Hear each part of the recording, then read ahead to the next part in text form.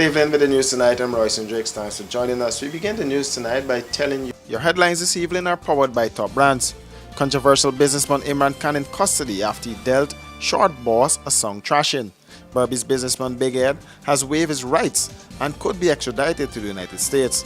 And City Hall town clerk told to have no fear as he took the stand today in that COI probe at City Hall. News in depth begins now. Imran Khan, the man who is alleged to have inflicted a severe beating on a youth outside the Palm Court restaurant on Byron Main Street in Georgetown on Sunday morning, is now in police custody. The man turned himself into the police this afternoon in the presence of his lawyer. The incident has left Romario Baljet, known as Short Boss, with lacerations to his face and other injuries about his body.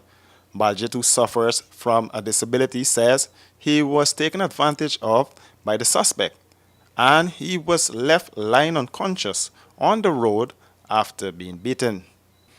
The young man said he was going to his car when he was attacked by Khan, who gun-butted him several times to his face. The young man said while he lay motionless on the ground, he was stomped and beaten even more by the suspect. Witnesses said the injured man was left lying helpless outside the Palm Court nightclub in a pool of blood. A taxi driver reportedly took the victim to the Woodlands Hospital, where he is still an inpatient. When this newscast arrived on the scene at the nightclub Sunday morning, bloodstains were still visible on the road, while there were pieces of broken bottles scattered around. Police Air Division Commander Marlon Chapman said the police are probing the incident and confirmed that Khan is in custody. More news after this break. Stay with us. Hey, looky there. Let me go techie boots. Boots? No, man, Bama. I ain't gonna get locked up teeth in a big stinky 30-second hand boots. Plus, it can be more cheaper online. And don't get my favorite color, pink. Let me go on. Online shopping. Cheaper, faster, better. Passback.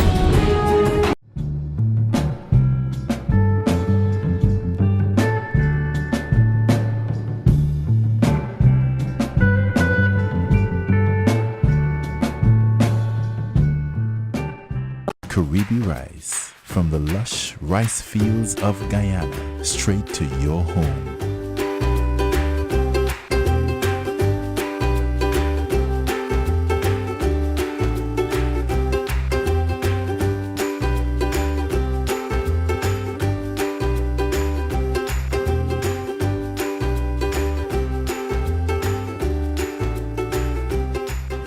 Caribbean rice, our people, our rice. By proxy. Any voter who is unable to personally vote on election day can apply to vote by proxy, providing he or she would be on duty because he or she is a member of the Disciplined Services, Rural Constables, and Town Constabulary. Connected with the election as assigned by the returning officer. Engaged in the running of a vessel for the Transport and Harbors Department on election day. A duly appointed candidate at the election and would be away from where he or she is registered to vote on election day. Voters who are blind or otherwise physically incapacitated can also vote by proxy. The applicant and the proxy voter must be listed on the same list of voters to vote at the same polling station. Application to vote by proxy can be uplifted from Monday, 15th October 2018 at the office of the returning officer in the local authority area in which the applicant is listed to vote. The deadline for submission of proxy applications is Friday, 2nd November 2018. For more information, contact GCOM on 225-0277-9 or 223-9653. Email pro@gcom.org.gy or visit GCOM's website at www.gcom.org.gy. Let's say another Berbice businessman, Big Ed, has waived his rights and could be extradited to the United States. Guyanese businessman Shervington Lovell, known as Big Ed, is in custody in Jamaica on drug trafficking charges and could be extradited to the United States. The story was first reported by online news outlet News Source.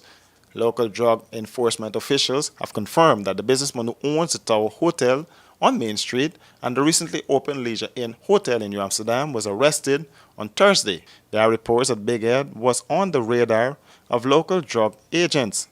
He was also under surveillance from drug enforcement officials in the Caribbean and internationally. There are also reports that some time ago a vessel that is owned by the businessman was detained in Jamaica after it was allegedly used for transporting drugs.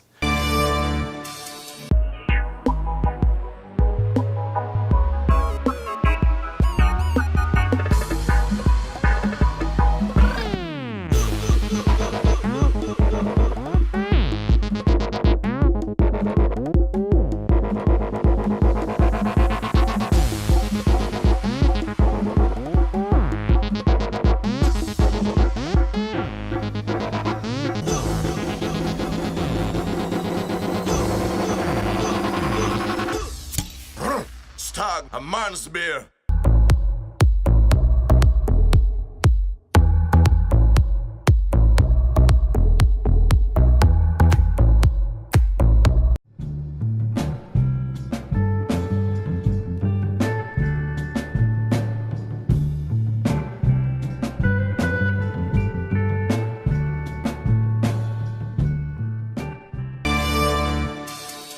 You have nothing to fear, Justice Kennard told Town Clerk Royston King.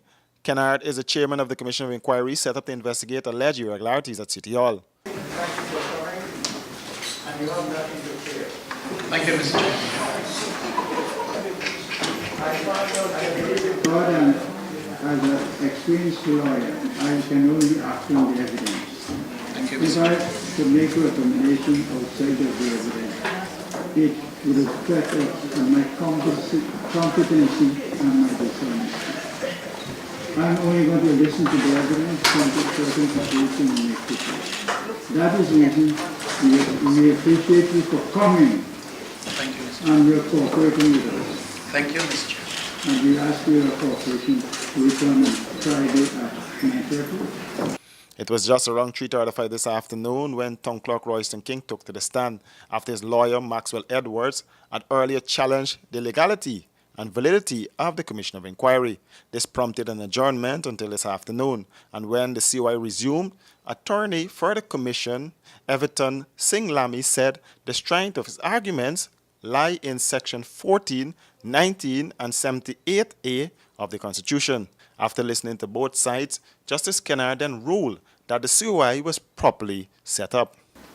Ever since, I've been spending a lot of time looking at the various legislations, various statutes, and I've come to the conclusion that this Commission of Inquiry was properly set up. King was then called to the stand and was asked some basic questions by Justice Kennard before the session was ended for the day. He was told to return to the stand on Friday. And that's a wrap for this edition of News in Depth. Do join us again tomorrow for another edition.